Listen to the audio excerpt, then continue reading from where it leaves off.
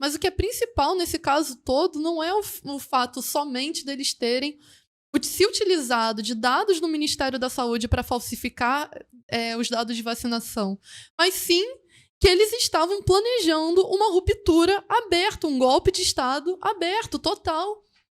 Inclusive colocando à cabeça, à frente, o ex-comandante do Exército. Isso que é impressionante. E esse homem, esse sujeito, não está sendo investigado a miúde ou sequer levado a sério a gravidade disso. Ou seja, é sempre pela tangente. Quando é que os generais, que os militares, mesmo um coronel como o Mauro Cid, quando que eles vão ser tocados de fato? Quando que eles vão ser punidos por tudo que eles fizeram? A bolsonarada do dia 8 de janeiro foi só um aviso, como nós já colocamos em editorial, enfim, outras análises políticas.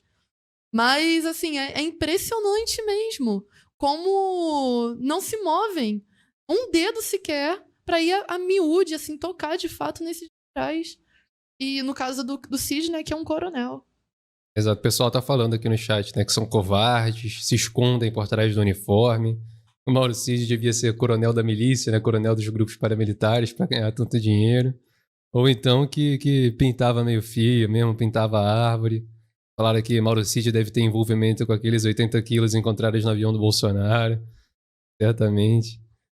O pessoal falando 26 mil resolvia todos os meus problemas. Então, resolvia bastante coisa. E é engraçado, né? Porque essa corja, eles têm super salários.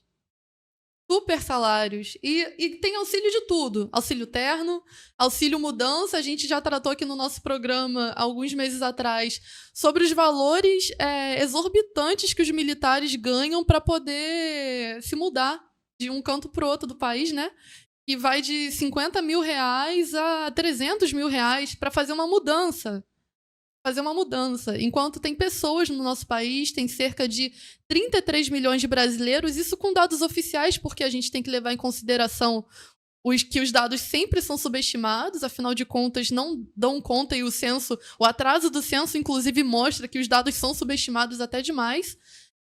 Muitas pessoas passando fome no nosso país e os militares, enfim, sugando toda a economia do nosso país, como sempre fizeram, gente. É um absurdo. O que mais, Henrico, que você traz aí pra gente? Eu vou trazer aqui uma próxima notícia. Só antes, rapidamente, pessoal fez 2 comentários aqui que se relacionam muito interessante. O Arcádio Lupin, ele comenta: planejar golpe não dá nada. Falsificar documento é crime capital. E o Leonardo Pinheiro, ele fala: e qual será o destino de Bozo? E relembra, né, um programa do A Propósito recentemente, em que tratava da punição de Bolsonaro, a inelegibilidade, né, de Bolsonaro, e como você apontou ali justamente que pelo que ele era, né,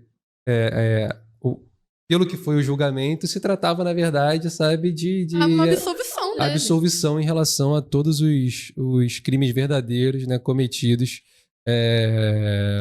pelo ex-presidente, né, esse ser abjeto que é o Bolsonaro. E é similar aqui ao caso do Cid, como o próprio nosso espectador aqui, Arcádio Lupin, comentou.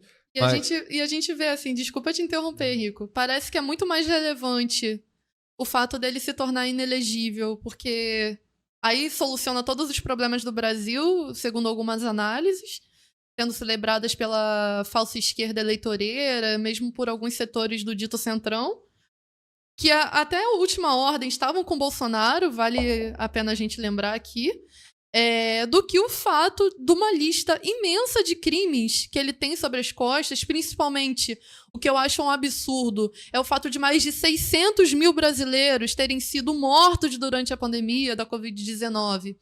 Não por conta de uma ineficiência do velho Estado, ou por conta de uma maldade. Não é por conta disso, é o caráter de classe mesmo dessa gente, dessa canalha. Né? Então, o que chama atenção, além desse crime da Covid-19 e tantos outros, ele está sendo julgado para ser inelegível, ele ter sido julgado para ser inelegível. Como se isso fosse resolver o problema do bolsonarismo, do fascismo no nosso país. Afinal de contas, a história da luta de classes no mundo já mostrou que o fascismo não foi combatido através das vias eleitorais. Foi por outros métodos. A Revolução Russa mostrou isso, a Revolução, a vitória, né, na Segunda Guerra Mundial demonstrou isso.